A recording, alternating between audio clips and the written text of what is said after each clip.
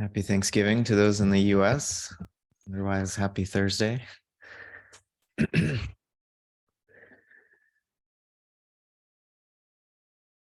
Does anyone want to offer some opening remarks to lead us in, or?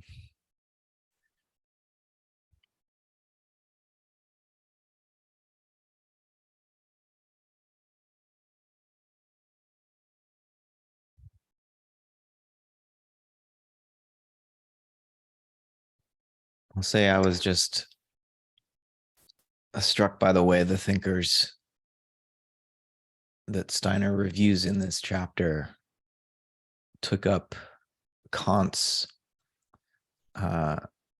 transcendental philosophy and reinterpreted it in light of Darwinian evolution, such that what for Kant was a priori these truths that we could arrive at through just our own thinking became for someone like Spencer a priori for the individual, even if they were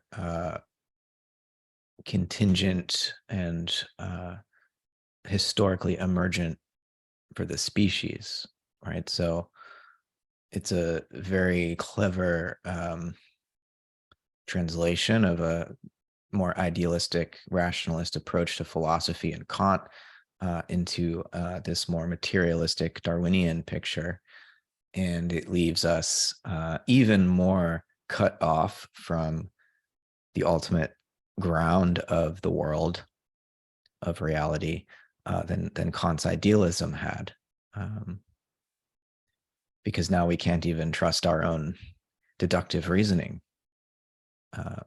much less our sense experience.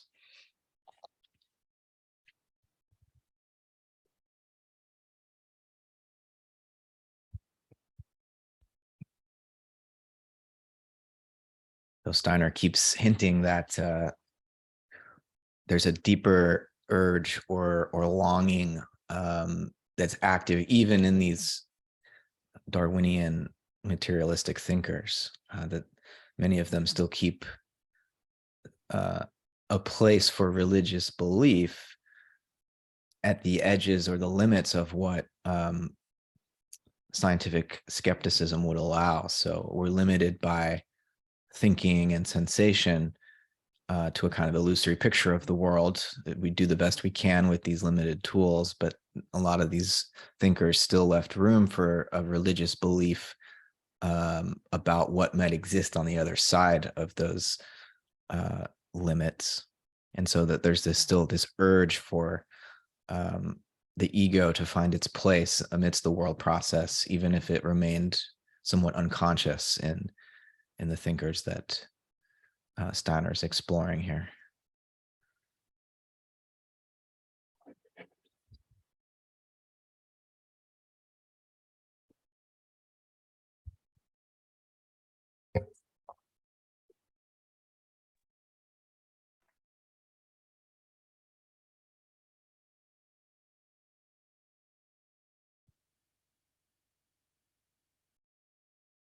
Do we have to raise our hands before we can speak? No, go for it, John. Okay. My metaphor here is a wax museum. I feel like the Steiner is like, it's like the Steiner Museum. And I'm looking at all these frozen in wax statuettes of these thinkers. And it's kind of strange for me. Of course, Hegel and Schopenhauer and a lot of these thinkers we know, but a lot of them are quite obscure, for me at any rate. So it's a little frustrating because I find that, like you go to a museum and you're looking at artifacts and they're kind of frozen in time. And they were once, of course, embedded in a culture and within people who were practicing certain practices, and they were made of use by groups of people. Now, that I think is what I miss because Steiner to me is brilliant, and I think he captures something that's of great importance historically in looking at these more obscure thinkers, because he's looking at the history of materialism and where it came from and where it could be going, and looking at the alternatives. So when I hear about monism versus what is it that he's, I'm losing my track of thought, but Dualism. Dualism. When monism versus dualism, what do we want to have happen?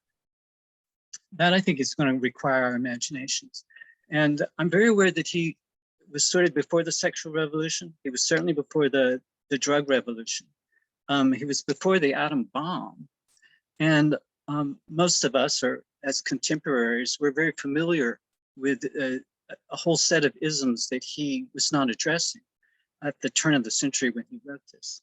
So I'm thinking about in the so-called world, there's an inner and an outer. And is it the inner world that is shaped by the outer world, or vice versa? And this is a big, complex issue.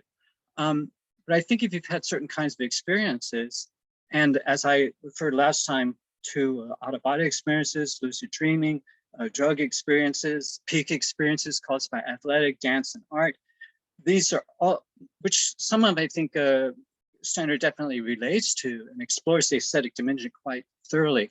I think we have a new vocabulary. And so I get very frustrated when I hear things like, during sleep, the soul does not live consciously. Compared to the conscious life, the nature of the soul must therefore commit to deeper forces, which, and even the house I pass, he says, must not exist without me. The image of this house is now in my consciousness. This is maintained by this ego, the boundaries of which are very fluid. No one seems to have a really definitive answer about what the boundaries of the ego could be. So that's why I asked last time about world. When world, whereabouts is world? Does it have a size or shape? What does world want to have happen?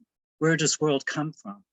And how do we read philosophers without other philosophers? And my mentor here is Wittgenstein. And he said, the world is everything that is the case. I think that's, I'm quoting him correctly, excuse me if I'm wrong. But I think Wittgenstein was trying to abolish world, inner world especially, so that we could have an inner life. And I think that projection from outer world conception with all of those pictures, which are based upon a language game, which is a kind of grammar that's also connected to a reductive physicalist orientation, and then taking that world and trying to slap it onto an inner world just does not work for us, I think, postmodern or integralists or aperspectivists or whatever you want to call us, this transition that we're in. So that's my frustration. And I'll just briefly, forgive me if I use a personal pronoun, I here, and attach it to a narrative. I had an experience which I call an out-of-body experience. It was very vibratory. I floated up into another, I walked into this room where I am now in this state, and I saw a door, okay? So I knew there was no door in that wall in the physical world. So my ego starts to wobble. There's a crack within my ego in this dream environment that lets me know that something weird is going on. Then the door knob starts to turn. The door opens. 3 hoodlums come into the room, and I am very threatened by them, but I know that they're a dream. So I take a sword and I chop off their heads, and their heads fall onto the floor and start yapping like little flatulent balloons that are losing their air. And then I walk through the door. I take a right. Then there's a left. I take a left. There's a big arch noticing I'm going inside and outside different spaces. I go through that arch, and there is a large cathedral. I see nothing but light above, no ceiling. And I see a circle of women. And at that point, I'm lifted up and I float into the circle of women. And one of the women, she looks like a regular Brooklyn housewife. She has a little stack of very colorful books next to her. And she said, "How did you get here?" And I said, "I don't know. Do you know where I'm from?" She says, "You're from planet Earth." And I said, "Have you ever been there?" And she says, "Yes, many times." And I asked her, I said, "What is the relationship between planet Earth and where we are now?" And she didn't answer that question. What happened was I floated up, and this organ, and I saw on an altar a statue of Jesus with a light bulb, a red light bulb in his chest that was blinking on and off, okay? And then I heard this blast, this organ blast. It was a very deep note, and I just exploded. And then I returned to my physical boundaries, my physical body in my bed in Manhattan, and I got up and made a cup of coffee. But I'm just sharing this because I believe this was an experience about breaking down those kinds of boundaries of the ego. And I say the ego is a loop. It's a loop, and it can be in different kinds of environments. In a physical environment, that loop attracts to it different kinds of experiences, as it does in other environments, such as a dream environment, which does not obey the law of physics and of gravity. And it has maybe different kinds of laws, but not the same as are from the physical earth plane. And I think that's the contrast and comparison that certain kinds of spiritual researchers can make, but they have to have had these experiences and hopefully have found enough allies or comrades who are as curious as they are about the status of these experiences. So I'm just sharing this with you in the expectation, the anticipation, and the hope that there are other spiritual researchers out there who can resonate with this probably very, a bit of a rambling meta comments that I'm making now about this text, which I really do cherish, even though I'm very critical of it. Thank you.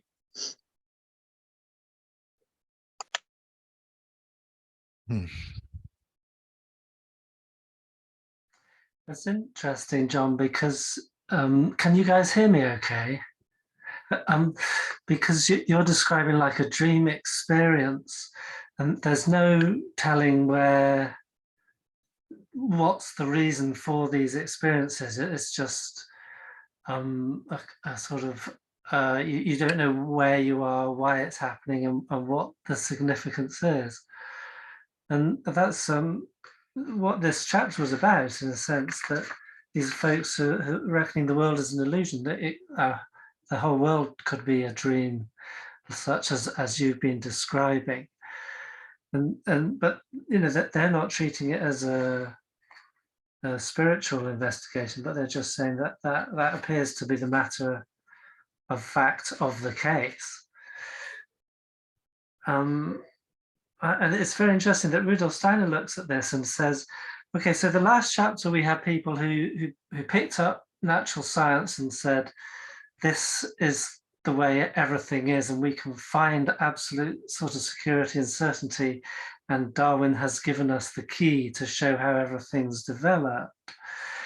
And then there's the next chapter that we find there's another set of natural scientists who go, yes, according to natural science, we have no idea really where we are or what it's all about. And we never can know, except this kind of dream or illusion that we're experiencing. And hopefully, as you were describing, John, look for some kind of internal consistency within that. But beyond that, that's the end. And with the last chapter, Rudolf Steiner said, well, that's quite good because this natural science result has sort of thrown down a gauntlet to the ego to kind of find itself. And then this chapter, he ends with saying, he sort of says, okay, so now that if if these people are saying the world is illusion, then and the ego is just surrounded by illusionary experiences, it kind of keys us in more closely into what the task is now, and that is the ego must find entities within itself that lead beyond itself.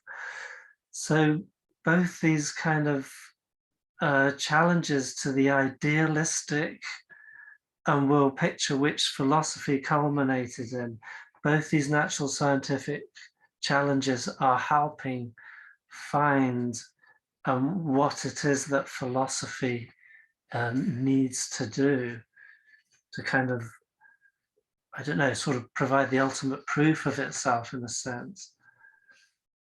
Hmm. Yeah, I think, you know, I'm reading this text by Steiner at the same time that I've been engaging in a study of European and German history during this time, during the First World War and in its aftermath, and it puts it brings a sense of urgency to what Steiner is exploring, and the vulnerability that humanity was left in due to this extreme lack of confidence in its own thinking abilities, and in that vulnerability, you know, resulting from the human beings having lost touch with not only the ground of the world process, but their own ego identities. And this, you know, left us so vulnerable to collectivist movements of the left or the right wing variety. And you know, Steiner didn't live to see the way in which the direction that Germany went after his death, but I think of something like the role that technologies like the radio played in the rise of fascism in Germany, where Hitler was, you know, the Nazi Party designed and manufactured a cheap radio that they could distribute so that Hitler's speeches could be heard by everyone, and that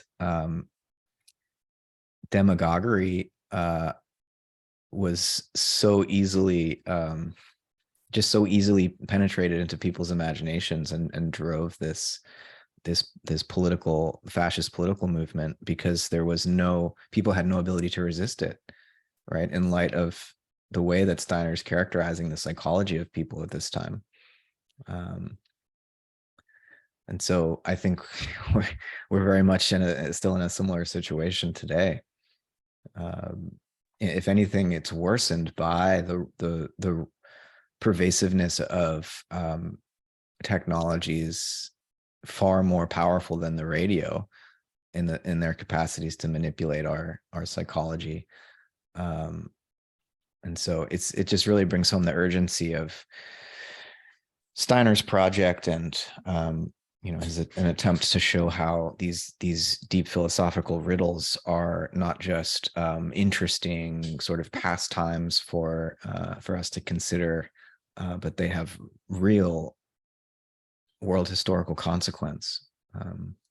Yeah, and it is political, I think, this ego thing, because and our technology.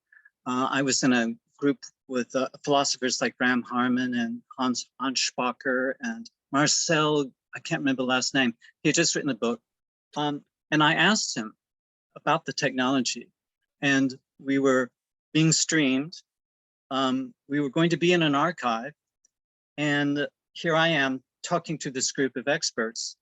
And I said, how are we being influenced by this technology? How are we being perhaps fragmented?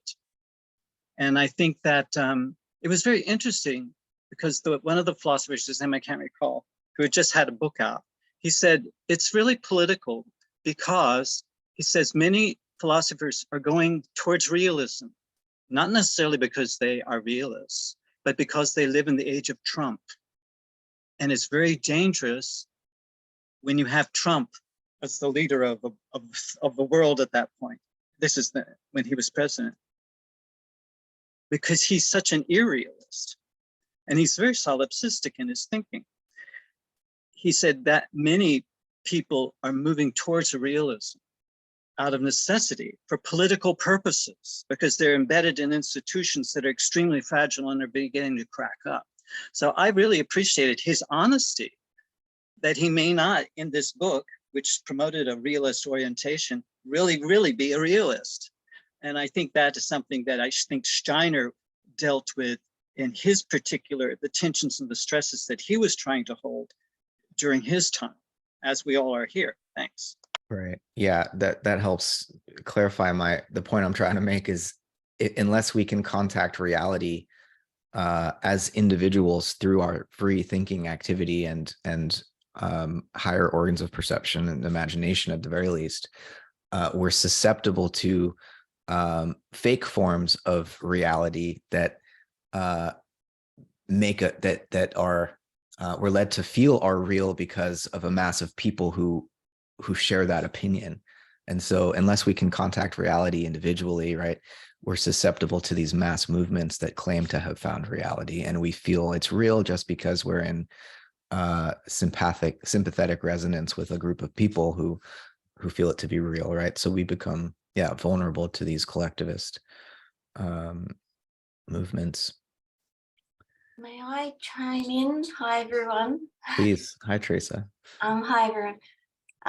Yeah, John, thank you so much for sharing that experience. And I just wanted to know whether, do you lean towards dream interpretations afterwards, like a few days later, and just sit on the story and find out why that experience came and how that can help you?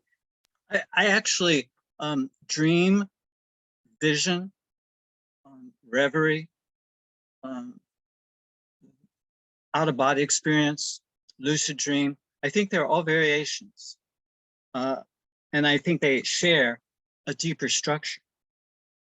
And I feel it's very, I appreciate that people are coming from different psychological theories.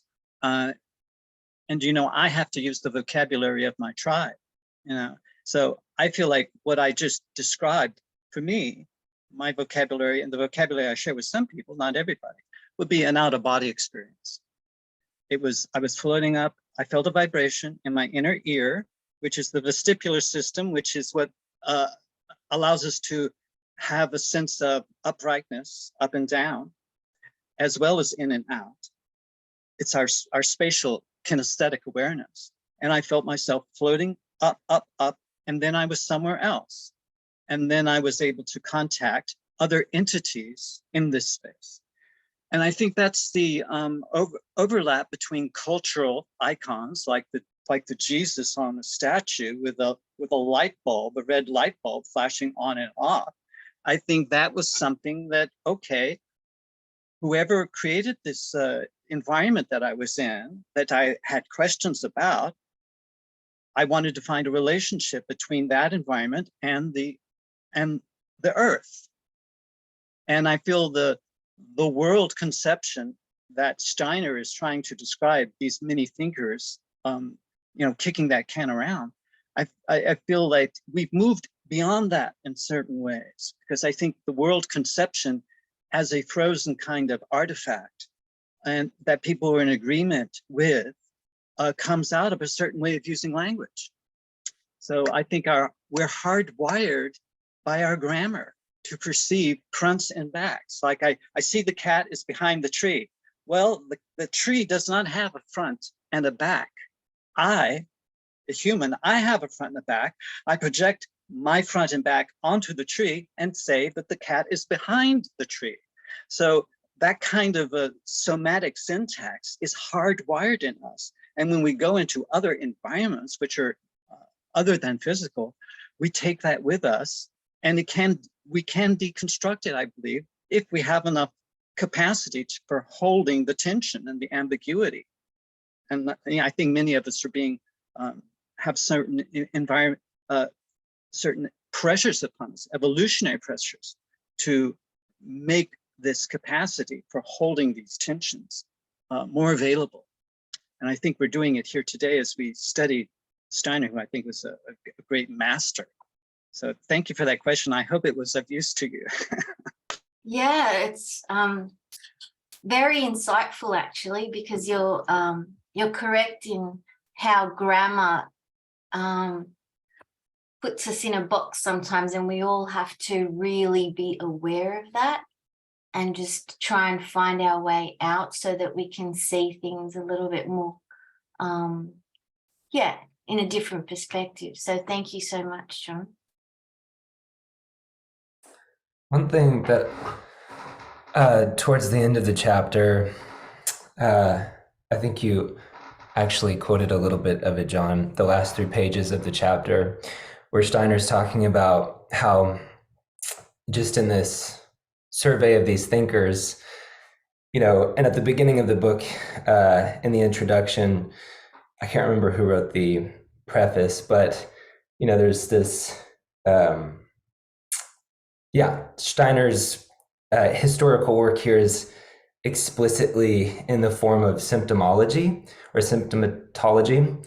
And so, and, you know, we're in a time which includes these thinkers as well, that Steiner characterized as the consciousness soul. And so there's this part where he's talking about how these thinkers were constraining the ego in this sphere of just waking consciousness and only considering everything according to that. And when Steiner talks about the consciousness soul in relation to the other parts of the soul, he says that the consciousness soul is like, or the soul is reduced to a point, and its content is much more impoverished than the other aspects of the soul. And so what really is this challenge for the consciousness soul, I guess this time, is to have an experience of the truth individually.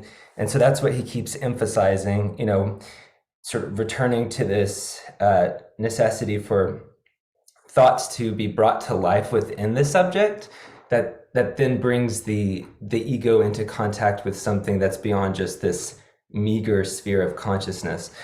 So I think I think the symptomological aspect is important to consider, because it's true that, John, so much has happened in the last 100 years as far as all these different revolutions. But I would say that even though there's a lot less of the sort of conventional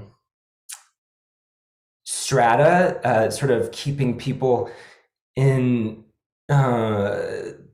constraining people to certain patterns of thought, there's still, I would say, and this is connected with what Matt was mentioning, that there's still, I think, a very strong proclivity to not think for oneself today, maybe even stronger. So I would say, even though there's been all these revolutions, you know, in culture over the last 100 years, I think that we're actually not that much further as far as the capacity for individuals to actively think, I guess, if that makes sense, and to participate in this, the weaving that is more than just subject and object. Thanks, Ashton, there. Following from what you're saying, if you don't mind, I was wanting to just read a little section of page 334 that might add to this, if no one minds. So page 334 on my copy. So Rudolf Steiner says, William, and this, I'm not sure if this is how you pronounce it, Whewell, believed that he could best obtain a conception concerning the significance, origin, and value of human knowledge by investigating the method through which leading men of science arrived at their insights. So in his publication of 1840, he set out to analyze the psychology of scientific investigation. Thus, by studying outstanding scientific discoveries, he hoped to find out how much of these accomplishments was due to the external world and how much to man himself. Whewell finds that the human mind always supplements its scientific observations. Kepler, for example, had the idea of an ellipse before he found that the planets move in ellipses. So I'd love to hear people's comments on that section. I feel like the inner world. Okay, no, I'm just gonna wait till Angus goes. You want to go, Angus? I mean, it's hand up. No, versus you not go hand ahead, up. David. I'll go after you. I feel like the inner world discloses a lot, and then it just remains. I think one person, the guy who discovered DNA, was like on something, and then he saw the double helix, and then he's like, "Oh, that's it." I feel like it discloses a lot, but we dull it down because we constantly go in thought. Oh, there you go. Yeah, because we constantly go in thought. We always rely on. It's like being a newborn baby, and you have nothing. You have no religion, no belief. You have nothing, and then you know nothing, and then you're just like lost in this gigantic whirlwind of happenings, and you have nowhere to situate yourself. And everyone else has set up a ground, but that ground is nothing. But they don't know there's nothing. And so that's like the world that we're in, and I feel like nature discloses itself to us if we're just open to it, to receive it, and we don't get in its way. It does. We get, yeah. Not to make it too personal, but I mean, like, people get in their own way, and nature doesn't care about what we really think that much. I don't think. Anyways. Yep, thanks, David. That makes a lot of sense. Yeah, so several thoughts. There were so many different thought strands you could pick out from this, from the book. One of the things that I picked up on is that it links into what Jonathan was saying and Ashton was saying. I find this as relevant today. It doesn't matter the fact that it was written 100 years ago, because ultimately it's talking about the nature of thinking. And it's like, in my mind, whilst I was reading it, I was thinking this is also a perfect description of the nature nurture debate that was sort of like so hot for a while. There's no difference there, but essentially it's trying to understand sort of like how thinking drags us in different directions. So nature nurture, so like to what extent am I self-creating, to what extent am I, it's like the result of hereditary, or so like the natural world around me, the laws that are valid there. So I'm strongly of the opinion that this is as relevant today as it ever was, because it's about that essential part of our nature, thinking. The language that he uses might be antiquated, the examples he uses might be antiquated, but the essence isn't. And another key thought that comes out for me is, I mean, if you've read The Philosophy of Freedom, you see how there's such a strong overlap. I mean, in this chapter, for example, he talks about how people are sort of like deceiving themselves about, it's like how sense perception is, they use thinking to justify why sense perception is why you can't just, it's like rely on your thinking. So I actually experienced this book as a fantastic foundation for really tackling the philosophy of freedom, because the philosophy of freedom, he skips through fairly quickly there. Herbert Spencer's mentioned once in chapter 4, if I'm not mistaken, when he's talking about partridges rustling in the undergrowth. But here we've got sort of like 30 so pages, so like really beginning to get a feel for who this Spencer guy is, and in that sense, it's been invaluable to me. So the whole process so far, and continues to be, because of its relevance right up to 2021, 22, wherever we are, and way beyond that as well, because we are thinking beings. Yeah, I couldn't agree more, Angus, that this remains entirely relevant. And it's been striking to me, not just in this chapter, but in the few prior chapters where he's looking at the 19th century advances in the natural sciences and in natural scientific philosophy or positivism, really, and that it's materialistic science has not advanced at all, really. I mean, technologies have advanced and our capacity to measure and so on has advanced, but the ideas are just as silly today as they were then. You've got like what Whitehead called the bifurcation of nature, where no one can figure out how motions of matter and sensations might fit together. It's the hard problem of consciousness, right?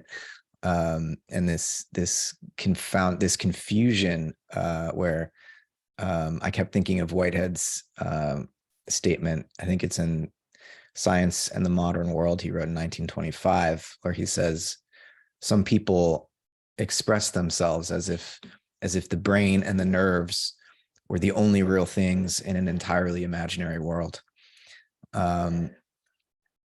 Because of the way that physiology was coming to be sort of conflated with epistemology. And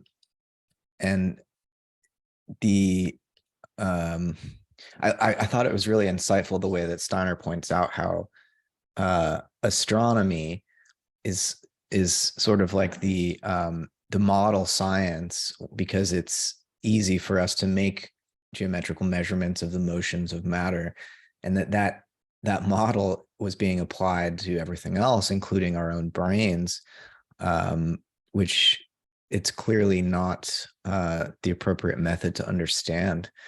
But nonetheless, astronomy's been reified. And, he goes into this in his brilliant interdisciplinary astronomy lectures to sort of show what's missing from that understanding of science. But yeah, it continues to shock me. Another example of how things haven't really advanced is, when Steiner's talking about the physiologists of the 19th century, basically thinking of our own consciousness as a kind of hallucination.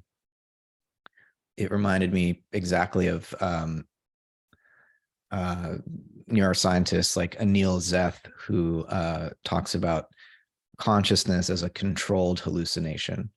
And it's part of this predictive processing paradigm in the cognitive sciences, where what we experience is more our brains.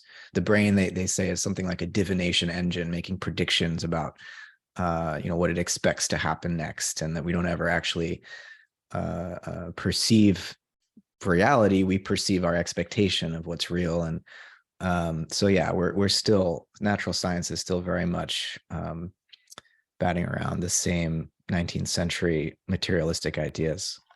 And that's a repetition that you mentioned there, Matt, of where he I can't remember the name of the philosopher, also from Philosophy of Freedom, where it's like you've got this a natural scientist saying the brain secretes thoughts. I mean, it is exactly the same image. In that sense, there's been no progress whatsoever. Yeah, and it seems like before the 20th century, there was at least a development through different, modes of consciousness and approaches to these riddles. But for the last century, have we really been so frozen in place? And if so, why? Is it the distraction of electronic gadgetry? There's some other, like, what's going on that the 20th century has been so has lacked that kind of development that Steiner's tracking in prior centuries? I'm having trouble placing that. Where I think Steiner's this kind of text when he talks about spiritual forces that aren't just the human. This is where that becomes helpful. Thinking through things like that. Yeah, but Senor A, I mean, it's you can't you can't, it's not so like talked about in the philosophy, but when you've got that additional concept and understanding, then those possible answers start to arise to the question you're asking there, Matt, that they sort of, they go way beyond the text itself. Yeah, it becomes difficult when if you've read like broadly around Steiner to not like try and bring in those concepts as a means of understanding what's going on. I'm not sure to what extent he actually. Open question to anybody in the group: does he in the book so far? He hasn't really. We've had more this like pendulum feeling, going backwards and forwards in the book, like you were referring to, Jonathan. But there's no real indication as yet, strictly in this book, that it's sort of like that it's going to be materialism all the way. Yet it's not there. It's not there in this book, is it? I think maybe just in the sense that he's emphasizing how philosophy came to, specifically relate itself to natural science. Like it had to, at a certain point after, I guess, the German idealists, that the articulations of philosophy, whether they were sort of, rebelling against it in the kind of opposite direction and a sort of idealistic dualism, or going full, towards a kind of materialistic monism. They're having the natural science. Yeah. I was just called to remembered that he did actually specifically say Hegel was the end of philosophy, didn't he? He said it's like thinking cannot go beyond. So like I'm paraphrasing probably horribly here, but it's like thinking's philosophy has run its course in Hegel, and anything after Hegel sort of like doesn't have the powers within itself to develop into something that transcends, that overcomes the problems of the perfected thinking, of perfected material, idealistic thinking of Hegel. So he's like gives indications, but yeah, philosophy in particular as thinking, I think, comes to an end in Hegel, and you see in the late Schelling, in the 1840s, a decade after Hegel had died, an attempt to develop a positive philosophy, he called it, but it would be rooted in feeling more than and willing perhaps more than thinking. And so Schelling wanted to refound philosophy on something other than just thinking, and it didn't catch on. But despite that, I think Steiner's right that philosophy as thinking cannot go beyond what Hegel achieved. I see your hand, Lorenzo, and then Jeff. Yeah, the ending of this chapter remind me a lot of one of Steiner's earlier books, which is the Gnoseology of Goethe. And since we were talking about the relative completeness, or let's say synthetical wholeness of the philosophy of Hegel as last philosophy, do you think that Steiner used the idea of dialectics, and I mean really Hegelian dialectics, to enrich Goethe's idea of the Urphenomenon, so to finally describe what is a living thought and how it is different from the thought that has been taken into account by philosophy? And when I say dialectics, of course, I mean the fact that such thought has contradictions inside of it. So do you think that Hegel enriched Goethe's view through Steiner?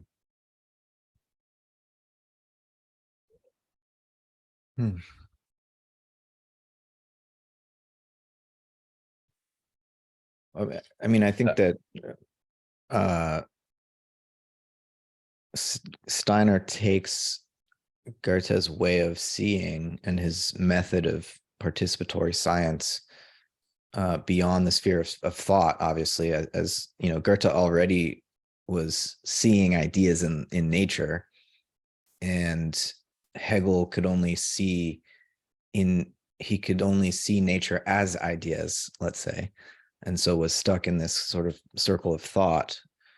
But Goethe wasn't able to articulate what he was doing or how he was doing it. And, you know, Steiner was able to do that. And so I do think Steiner is taking the Hegelian dialectical method with help from Goethe out of the closed circle of thought and into the world, into nature, and allowing the human ego to reconnect with the process of the world in a way that Hegel was not able to. If that's where you're going, I think that's right.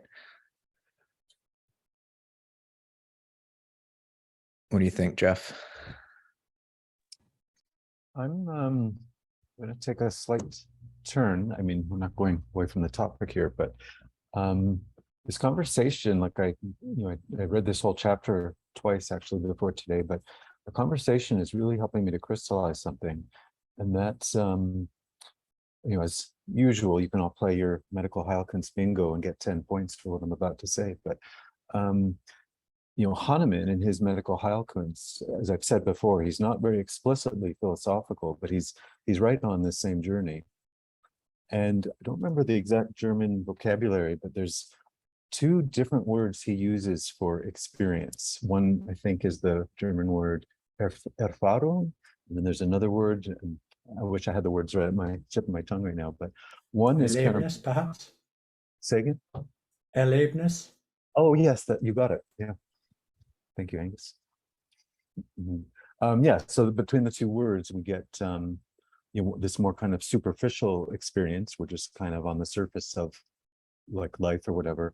But the deeper one really gets much more into his, a lot of the basis of his medicine, his diagnosis, having this deeper experience, whether that's of the patient, of the medicine, the disease process, what have you. But it just speaks a lot to the conversation today of where, like Hahnemann was beyond this point. He didn't get trapped in thinking in the ego and all of this. He went down into this deeper experience. So I'm just sharing this because this is, for me, in my work, this is a powerful insight about what Hahnemann was actually connected to. Yeah.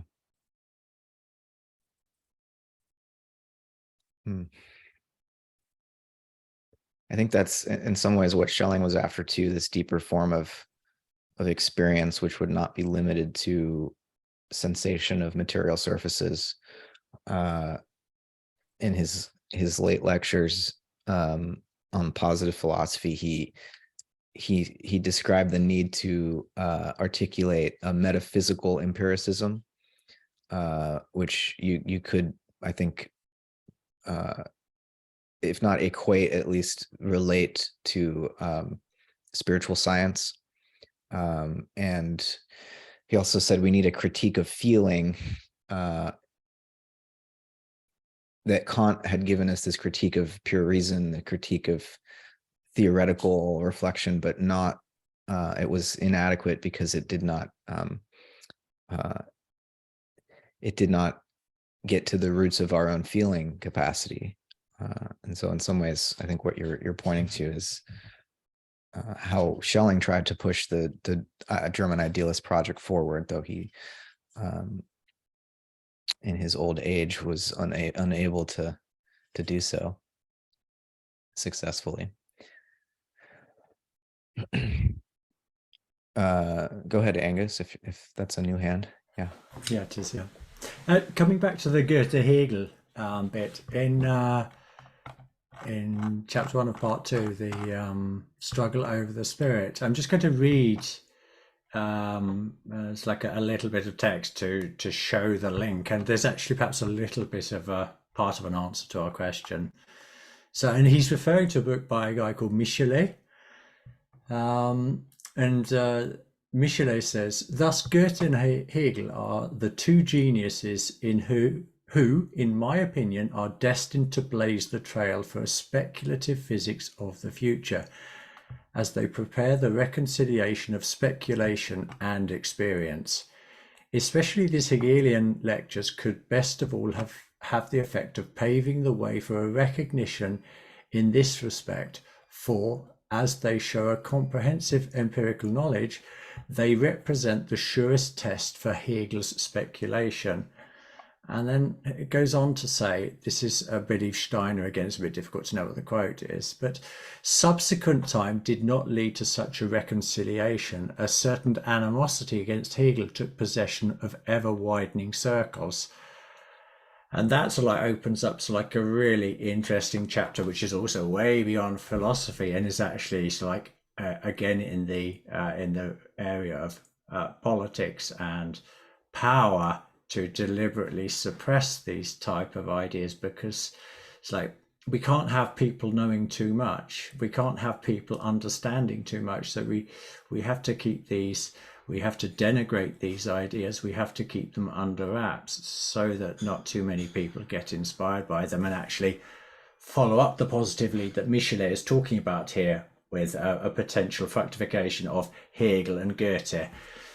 Conscious efforts are made like in the historical process to make sure not too many people wake up to that. I think that's one of the conclusions you could arrive at, having read that and read around the subject that Steiner also commented on. Yeah.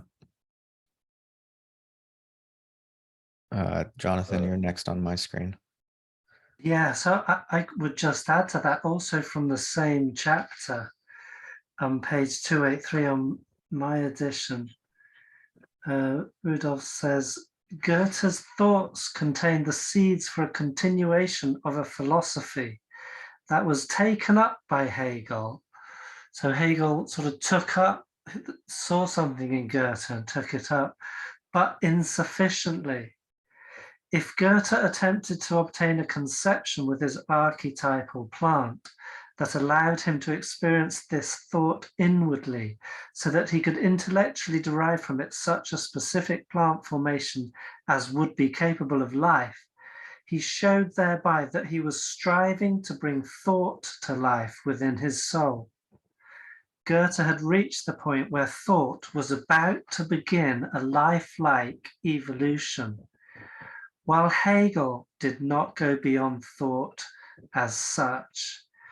In communion with a thought that had come to life within the soul, as Goethe attempted, one would have had a spiritual experience that could have recognized the spirit also in matter. But in Hegel's mere thought, you can have no such experience. So yeah, so that they are very closely intertwined. And it's interesting that Rudolf named his building the Goetheanum, not, the Hegelianum, even though, Hegel was a bit later.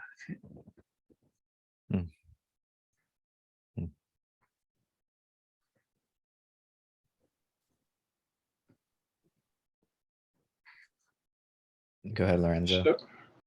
Yeah, I just wanted to pick up on very interesting Angus point that Angus made about the fact that there was and there is a political interest in keeping this link between Goethean epistemology, gnoseology, and Hegelian thought and dialectics.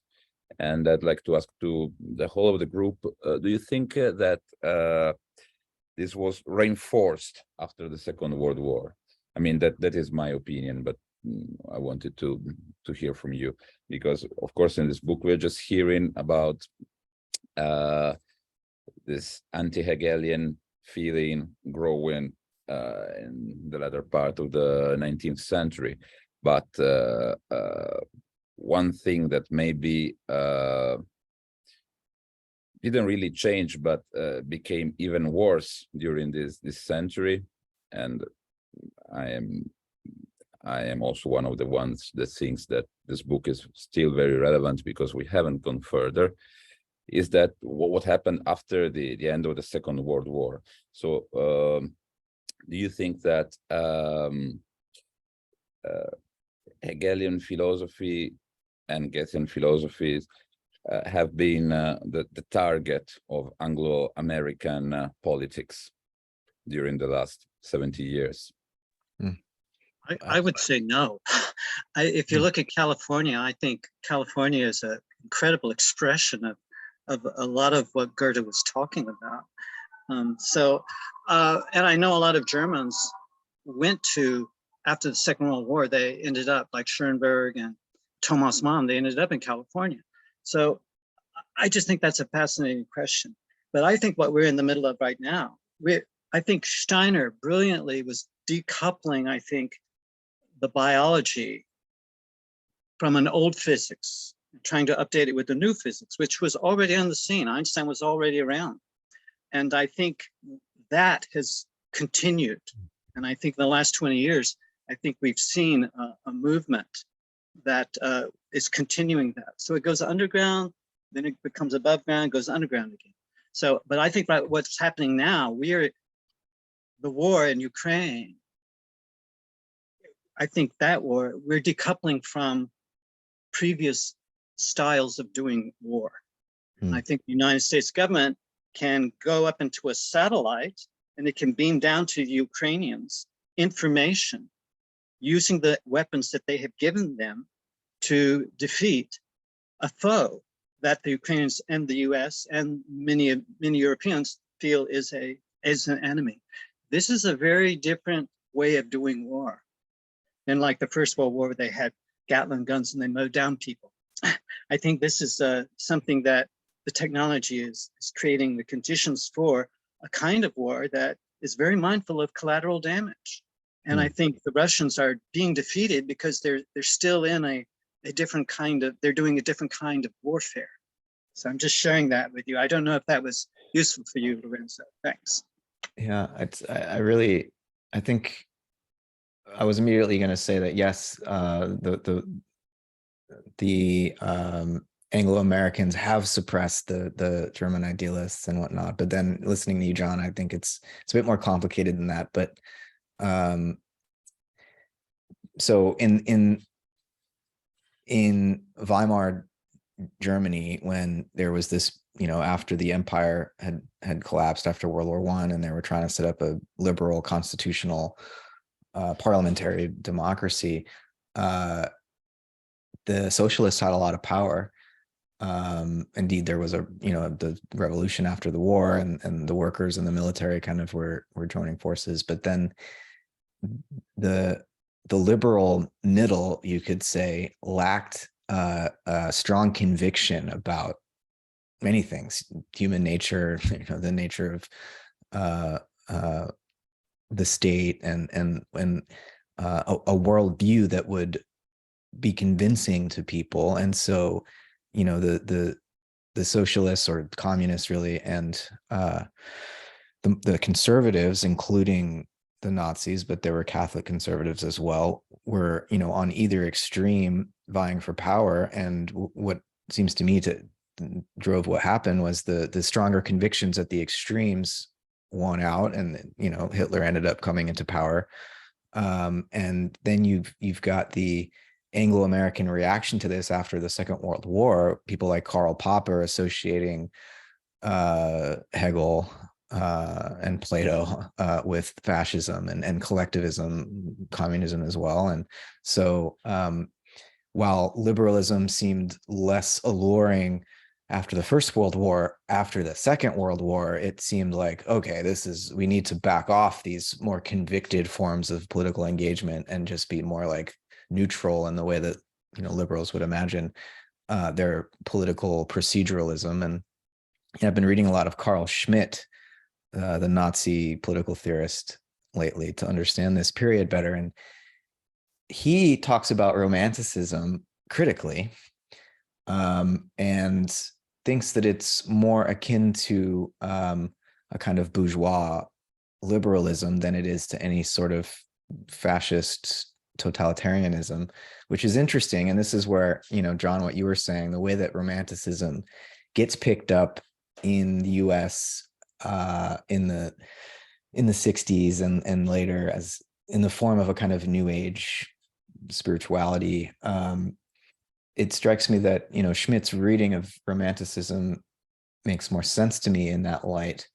But I think we're in a similar place again with this sort of neutral middle ground of the liberal order increasingly being called into question. People want real meaning and are seeking something that they can feel convicted about. And so the political extremes are becoming more alluring again. And that's inevitable, dangerous, but it seems inevitable to me. And it makes social threefolding all the more relevant because it allows us to hold these different the dignities of these different domains, right? The political, the cultural, and the economic, to hold them in mind and honor them, but keep them differentiated so we don't end up with a collapse into, you know, fascism or communism. So again, you know, Steiner's vision strikes me as one of the few ways to thread this needle. Yeah, go ahead, Lorenzo.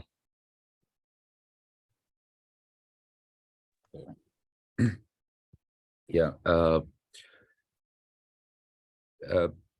Since we are agreeing on the fact that the most important political aspect of today on the, let's say, broader philosophical scope is a rehabilitation of dialectics and, let's say, Hegelianism and Platonism, and rehabilitation from the it's been dubbed as irrationalism and its connection to the totalitarianisms of the last century. What do you think of dialectism and the positions which are coming up mostly from theology, but that struggle to draw a distinction between let's say reason and intellect, and so between the Aristotelian logic and more open paraconsistent logic, which is not irrational. It goes beyond the usual logic, but is not irrational. This field has come out in theology. I don't know if you are familiar with it. What do you think about it? If you know the thinkers that propose it. I'm all for it. I'm all for paraconsistent logic. And if you think about Goethe and his insistence that we need a new organ of perception, I believe, I doubt that we need a new head or a new leg or a new liver or whatever. I believe we can use the human body just the way it is, with the organs that it has, but decouple it from the materialist worldview that's dominant right now. Because I think there's multidimensional, multimodal capacities which are suppressed because we have this allegiance to a world conception, which, you know, has the thinking mind in a circle. And what is outside that circle? Well, I think what's outside that circle is a body. And that body, the brain is in a body, the body is in an environment. So consciousness is in the environment. And I think we've really put circles around the same thing over and over and over again and gotten those circles very thicker, and rather than let them be perforated, you know? So there can be a different kind of response than a kind of paranoid, egoic, materialist kind of grid we've set up. And we recapitulate constantly in our institutional and political cultural roles. So thank you for that question. It's very stimulating.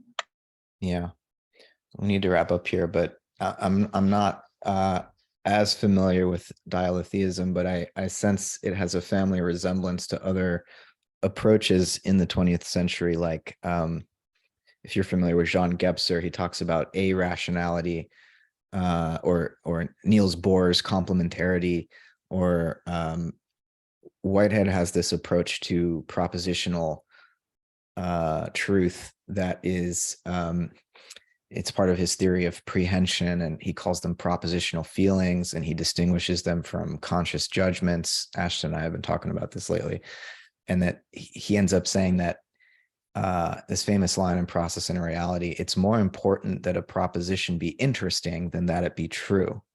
Though of course truth often adds to interest. If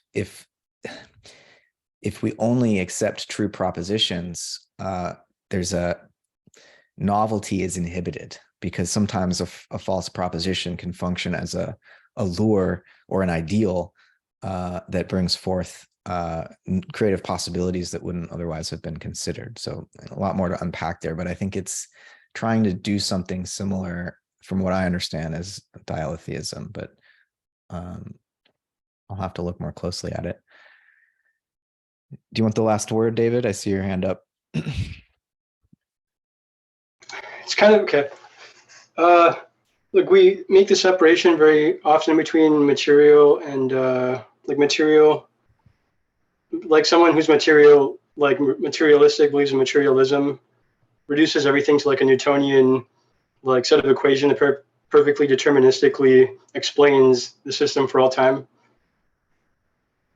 But if matter itself has, like, for example, if memory is stored in these walls or something, like in the horizon of a black hole, and if this is all one movement that is like both material and immaterial, but it is physical in the way we call it physical, I don't know how to say it, like an undulation that is, then even maybe the separation of material and like materialistic and idealistic and all that might not even, because even like in Heisenberg's notion of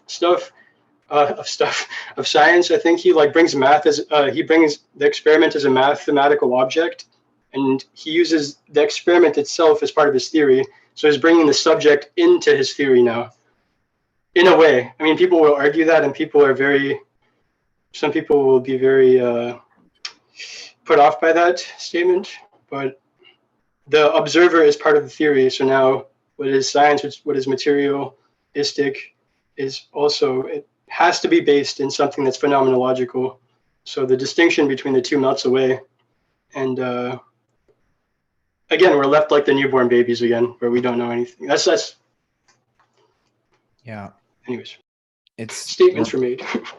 Yeah. I mean, you're reminding me of Steiner's account of, is it Lange or Lange? I'm not sure how to pronounce it. I think it's Lange. It's how Lange. Yeah, where he shows how a consistent materialistic view is immediately reversed into a consistent idealistic one. And when you push either of these two isms to their extremes, you come out the other side. So, there's something to what you're saying. All right. So just because you mentioned Lange, yeah. He was at the end of the sentence that I was quoting afterwards about, so I'll read him and we can, if you like, we can wrap up there. Sure. So a certain animosity against Hegel took possession of ever widening circles. The spread of this feeling against him in the course of the 50s of the last century can be seen from the words that Friedrich Albert Lange uses in History of Materialism. So there we've got him sort of like identifying, so like where it's coming from. And that leads us straight into this chapter where we are now, which is with Spencer and Mill, who are feeding off the same, feeding from the same trough.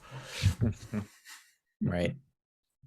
So next time, chapter 4, Echoes of the Kantian Mode of Conception, is so short, I thought we might also include chapter 5, World Conceptions of Scientific Factuality. Does that sound good? So 2 chapters for next time. I think even both combined are shorter than some chapters we've read in the past. So, all right. So I will see you all on December 1st. And we will continue getting towards the end here. This Have a was lot nice of fun. week. Thank Thanks, you, guys. everyone. Bye. everyone.